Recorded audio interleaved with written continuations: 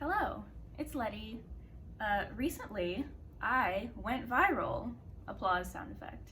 Um, well, semi-viral. I don't really know how many views you have to amass to really be considered viral, but I made a TikTok about 2 weeks ago that now is at somewhere in the ballpark of like 180,000 views with several thousand likes and a few hundred comments, which I'm still getting alerts for. So that's been interesting. I've been making TikToks for a while, and this is my first TikTok to really blow up in that way. Slightly overwhelming, but nothing I can't really handle. And I thought I've never had anybody, that amount of people, view anything that I've put out on that scale.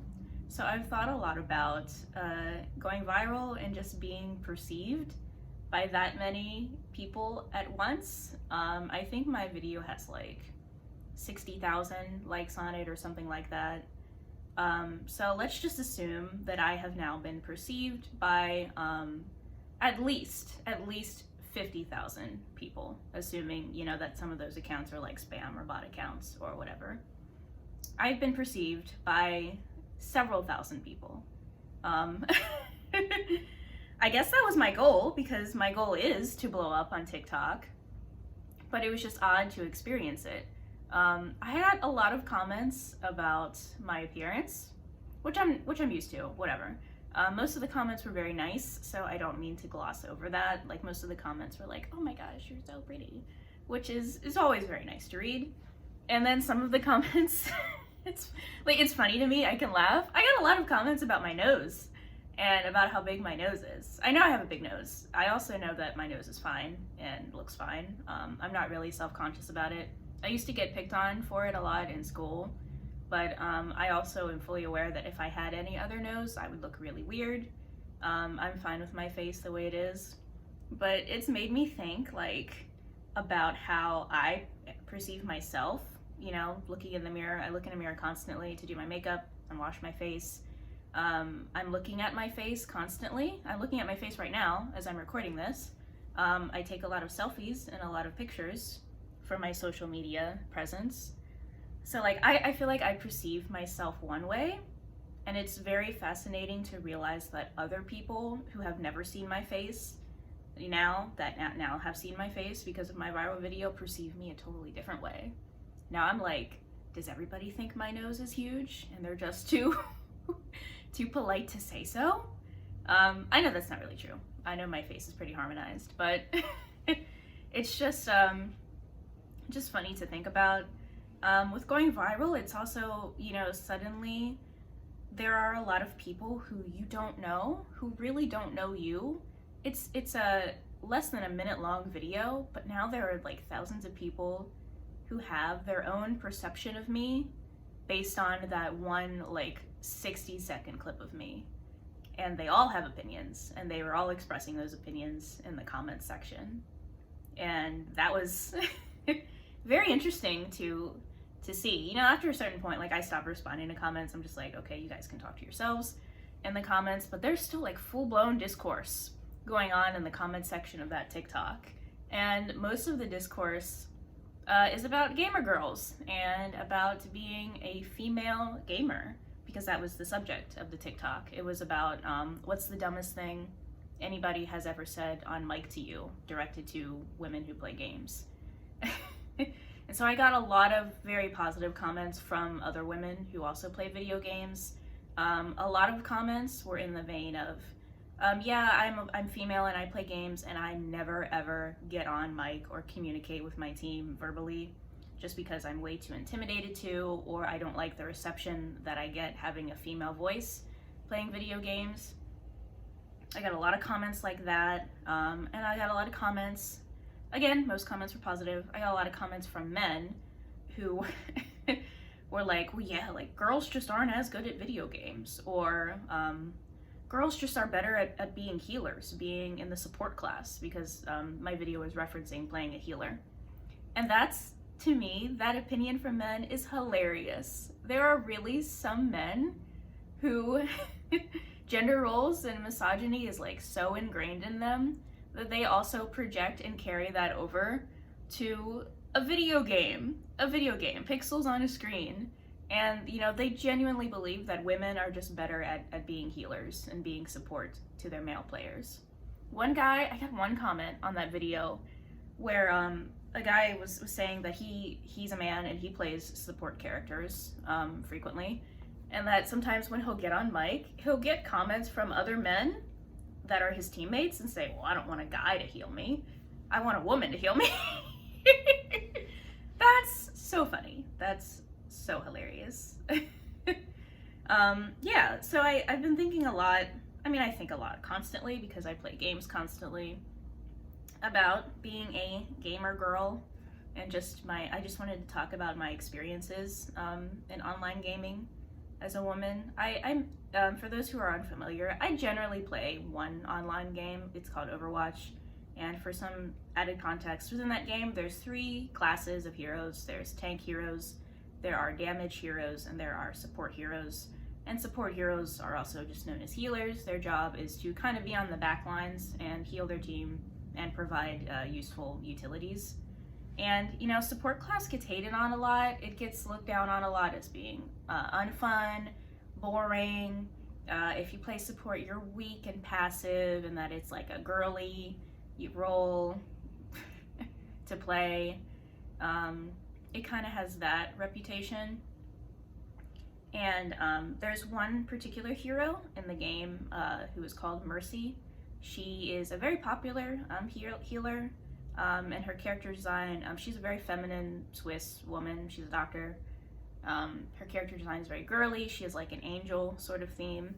And she's very popular with women who play the game, you know, of course. And a lot of people raise the question in Overwatch communities frequently, is why do so many women play Mercy anyway? Like, why are there's, you know, so many other heroes in the game, and a pretty fair balance of male to female heroes Overwatch has.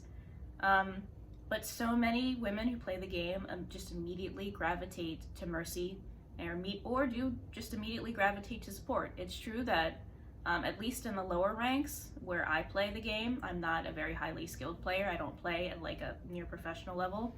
A lot of support mains are female. And so I was thinking, like, why is that? And it occurred to me that a lot of girls who play this game were probably like me, in that they did not really grow up playing first-person shooter, FPS games. I never played really any FPS games, at least not seriously, until I started playing Overwatch.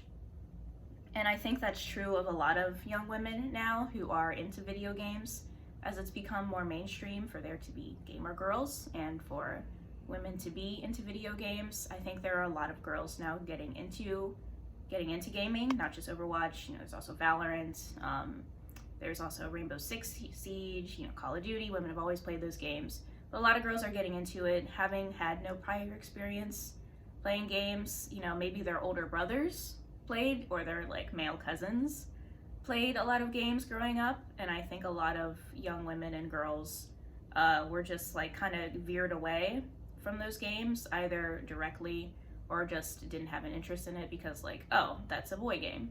I know growing up, like, my brother is a huge gamer, even more so than me.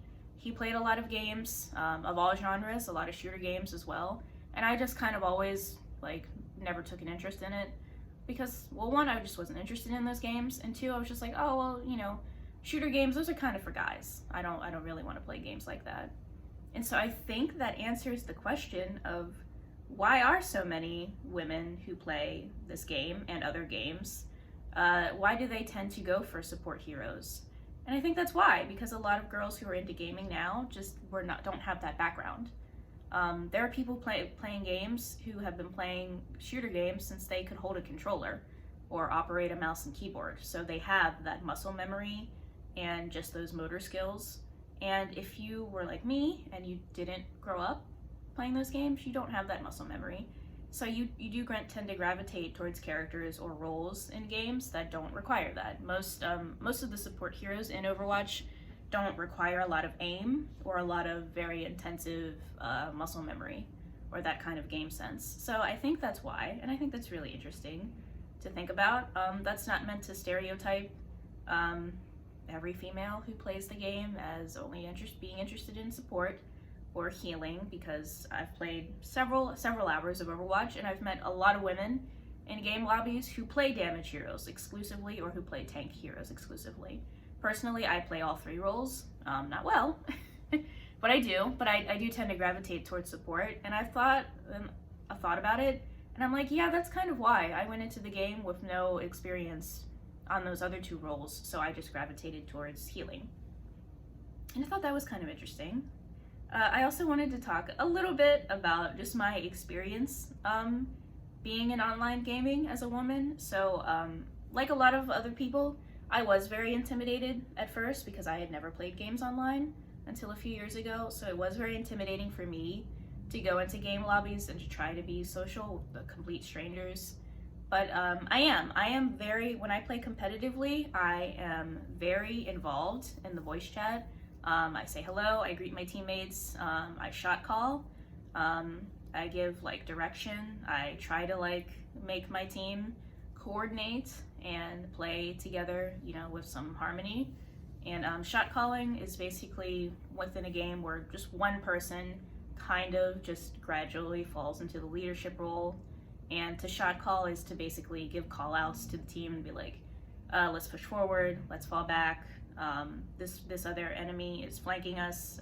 We need to turn around and address that, so on and so forth. Basic shot calling is what I tend to do, and generally I don't have a problem because, like I said, I play at kind of the lower ranks where a lot of what I say will go unchallenged. But now, as I'm starting to climb up the ranks, I've noticed a little bit more sexism, and a lot of my teammates, if I'm playing with a lot of men, don't respond very positively to taking leadership from a woman or from a female voice. I've noticed, unsurprisingly.